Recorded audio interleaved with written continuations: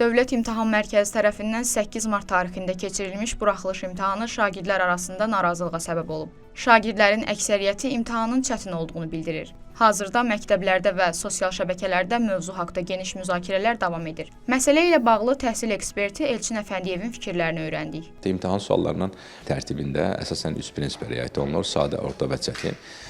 Sadə və orta suallar demək olar ki, qismən hazırlaşan və ya da orta səviyyəli hazırlaşan abituriyentlər üçündürsə, çətin suallar konkret olaraq imtahan verənlərin arasından daha yaxşı bilik və bacarıqlara sahib olanları müəyyənləşdirmək məqsədindən təyin olunur. Təhlil etdiyimiz zaman orada hər hansı bir sualın, tutaq ki, Elmi Təhsil Nazirliyinin məktəb proqramından kənar olması və yaxud da Dövlət İmtahan Mərkəzinin ümumi nəzərdə tutduğu tədris proqramından kənar olması faktı müəyyənləşmir. Bəzi iri həcmli mətnlər müvafiq olaraq şagirdlərin demək olar ki, vaxt bölgüsünü düzgün bölməmələrinə nəticələndir ki, bu da onların çətinliklə üzləşməsini gətirib çıxardı.